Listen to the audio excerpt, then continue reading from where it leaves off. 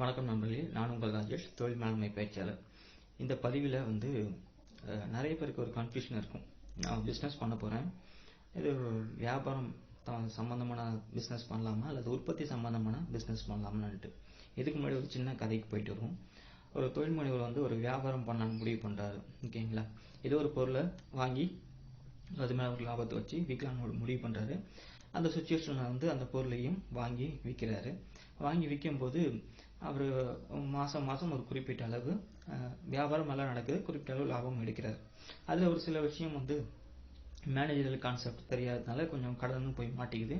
ஆக மொத்த கூட்டி கழிக்கும் போது சேல்ஸ் நல்லா நடக்குது, நல்ல இடத்துல பிஸ்னஸ் உட்காந்துட்டு இருக்கு, சேல்ஸ் நல்லா நடக்குது, ஓரளவுக்கு வருமானம் வந்துட்டு இருக்கு. ஆனாலும் அந்த வருமானம் போதவில்லை.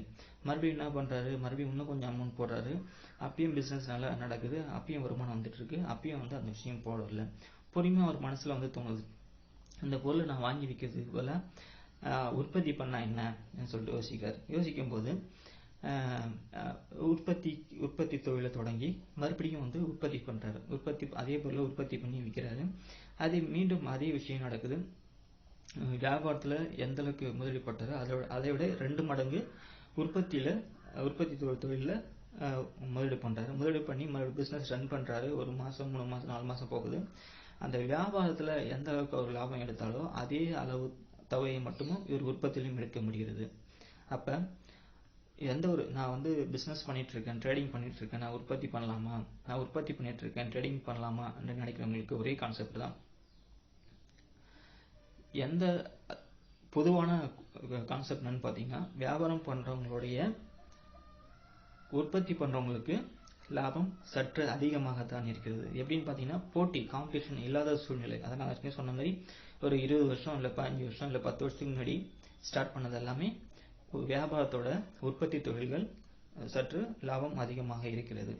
ஓகேங்களா, அது என்ன கான்செப்ட் இங்க சொல்ல வரேன்னு பாத்தீங்கன்னா, எந்த ஒரு உற்பத்தி தொழிலுக்கு வாடிக்கையாளர்கள் அதிகமாக இருக்கிறார்களோ அல்லது போட்டி இல்லாத உற்பத்தி தொழிலாக இருக்கிறதோ அந்த உற்பத்தி தொழில்கள் கண்டிப்பாக வியாபாரத்தை விட சற்று அதிகமாக லாபம், அதாவது வியாபார தொழிலை விட சற்று அதிகமான லாபம் இருக்குன்னு தவிர பெரிய லாபம்லாம் கிடையாது. ஓகேங்களா, இந்த சப்ளை செயின் சொல்றாங்க இங்கிலீஷ்ல. சப்ளை செயின்னா ஒரு உற்பத்தி நிறுவனம், ஒரு கம்பெனி ஒரு பொருளை மேனுஃபேக்சரிங் பண்றாங்கன்னா அவங்க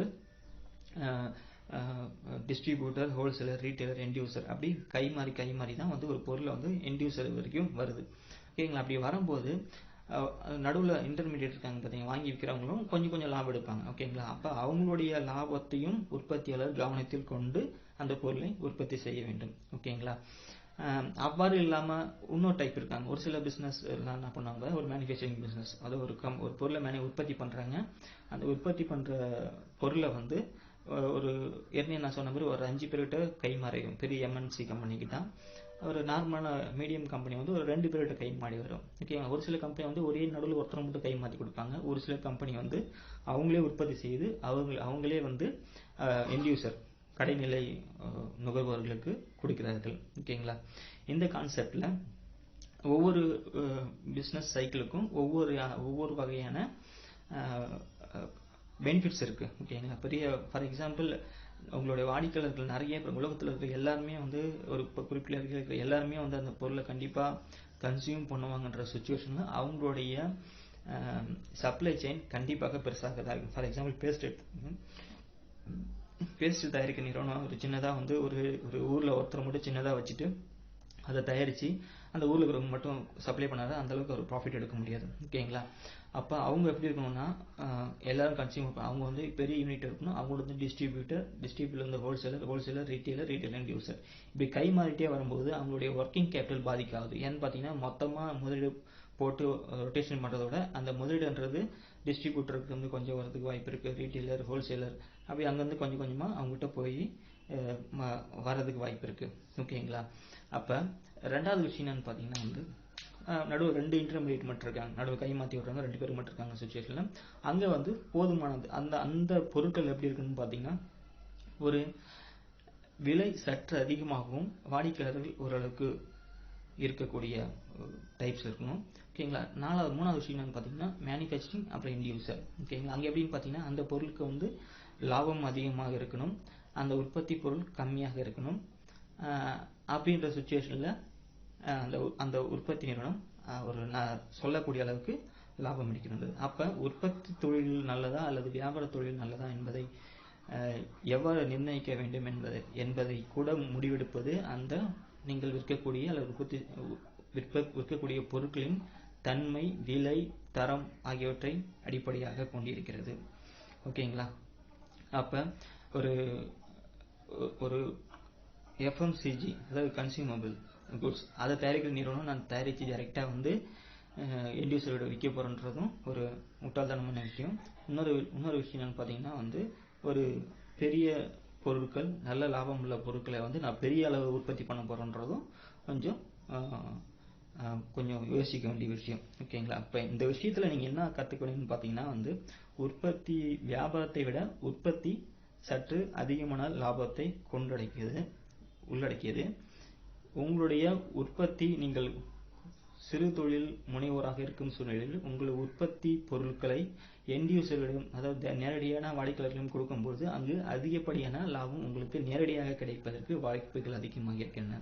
அந்த பொருட்களை நீங்கள் வியாபாரம் செய்யும் பொழுது அங்கு லாபமானது சற்று குறைவாக. ஏன்னு பார்த்தீங்கன்னா, மேனுஃபேக்சரிங் பண்ணுற ஒரு கம்பெனி அந்த உற்பத்தி பண்ணி அதுலேருந்து ஒரு உற்பத்தி பண்ணுற விலையை கண்டுபிடிச்சி அதுலேருந்து லாபத்தை வச்சுட்டு அதுக்கப்புறம் அவங்க செல் பண்ணுறாங்க. ஓகேங்களா? அதுக்கப்புறம் அந்த ரீட்டைலர், ஓகேங்களா, அவர் அந்த பொருளை வாங்கிட்டு அதில் லாபத்தை வச்சு அப்புறம் விற்கிறார். ஓகேங்களா?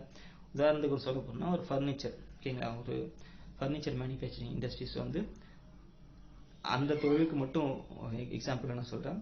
அந்த தொழிலை நம்ம பார்க்கும்போது அந்த தொழிலை வியாபாரம் பண்ணுறதோட அந்த தொழிலை உற்பத்தி பண்ணால் அதிகமான லாபம் கிடைக்க வாய்ப்புகள் இருக்குது. அதனால தான் இந்த ஃபர்னிச்சர் மேனுஃபேக்சரிங் பண்ணுறவங்களாம் டைரெக்டாக யார் செய்கிறாங்களோ அவங்ககிட்டே போயிட்டு ஆர்டர் ப்ளேஸ் பண்ணுவாங்க, அவங்ககிட்டே வாங்கிடுவாங்க. நம்மளுக்கு தெரியும். ஓகேங்களா? அவங்க டைரெக்டாக ஷோரூம் போயிட்டு வாங்க முடியாது. ஏன்னா இது எல்லாருமே தெரிஞ்ச விஷயம். இதேமாரி தான் உங்கள் பிஸ்னஸ் வியாபாரம் பண்ண போகிறீங்களா இல்லை உற்பத்தி பண்ண போகிறாங்களான்னு சொல்லிட்டு நீங்கள் தான் முடிவெடுக்கணும். இதெல்லாம் எப்படின்றது அனலைசேஷன், நான் ஃபஸ்ட்டு சொன்ன மாதிரி அனலைசேஷன்லாம் வந்துடும். இந்த அனலைசேஷனில் நீங்கள் எப்படி நீங்கள் பிஸ்னஸ் லீட் பண்ணலான்றதை உங்களுக்கு சரியான விளக்கங்கள் கிடைக்க நிறைய வாய்ப்புகள் இருக்கின்றன. இதுவரை என் பதிவை கேட்ட அனைத்து நல்லுள்ளவங்களுக்கும் வணக்கத்தை கூறி விடைபெறுகிறேன். நான் உங்கள் ராஜேஷ், தொழில் மேலாண்மை பேச்சாளர். நன்றி, வணக்கம்.